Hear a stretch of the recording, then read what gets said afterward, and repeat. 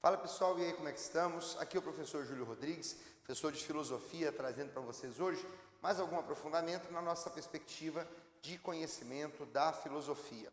Seja ela em preparação para o Enem, seja ela em preparação para algum vestibular, seja ela em preparação para a própria questão do seu ensino médio.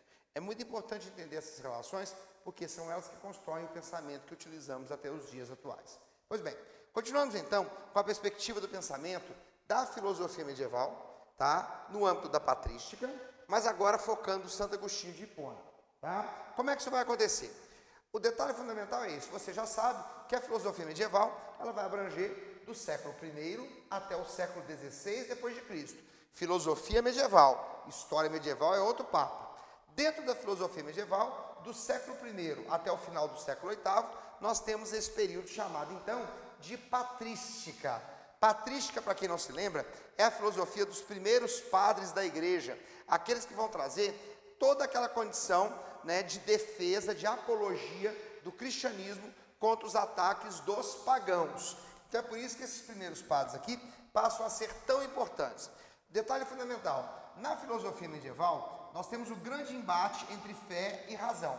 Por que o grande embate? Porque a questão é essa: o que manda mais no quê? Será que temos que usar a base da fides ou usar a base da ratio?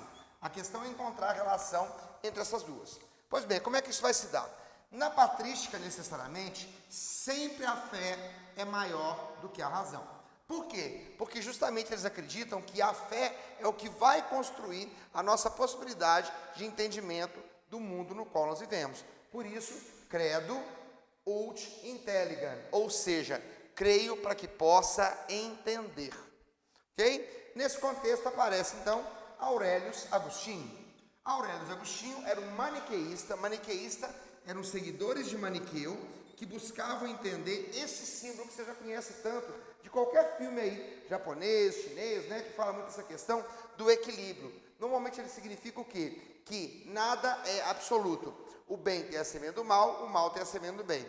Pois bem, o que acontece então? Santo Agostinho vai se converter aos 32 anos de idade, ele e o filho dele, chamado Adeodato.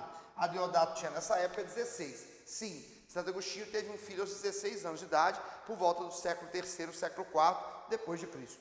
Tá? Detalhe interessante: o que Agostinho de Hipona fez de tão importante? E por que ele é de Hipona? Agostinho, depois que se tornou padre, passou então a ser o bispo da cidade de Hipona. Por isso, Santo Agostinho de Hipona. Nesse caso, ele escreveu mais de 40 obras de filosofia e de teologia, tentando buscar essa condição que nós já falamos da apologia, tá, contra os pagãos. Beleza? Muito bem.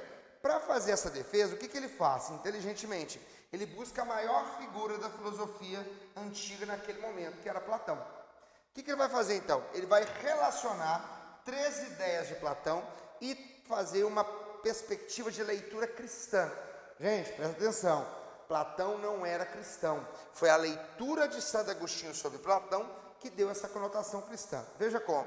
Primeiro, a alegoria da caverna de Platão todo mundo já conhece. O mundo das ideias e o mundo sensível, né? Isso é o que? Horizontal. O que Santo Agostinho faz? Verticaliza.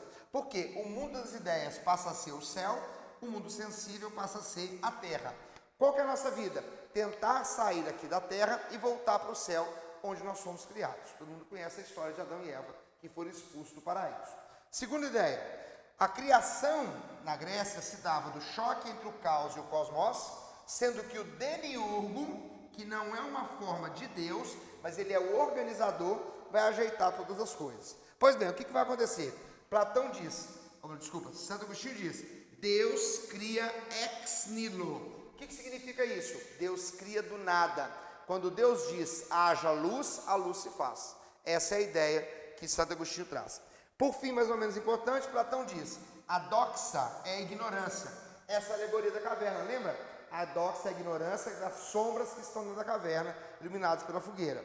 O que Santo Agostinho vai dizer? A teoria da iluminação é aquela onde o Espírito Santo é o verdadeiro iluminador das ideias humanas. Júlio, mas veja bem, se Deus ilumina, então o ser humano não escolhe? Escolhe, que o ser humano é o portador do livre-arbítrio. O que que é o livre-arbítrio? É a capacidade que você tem de escolher cada uma das coisas. Então, pessoal, lembre-se, para falar de Santo Agostinho de Hipona, nós sempre usaremos como referência as ideias básicas de Platão que foram utilizadas por Santo Agostinho para tornar o cristianismo mais interessante para os próprios pagãos. Ok? Grande abraço, muito obrigado e até mais. Valeu!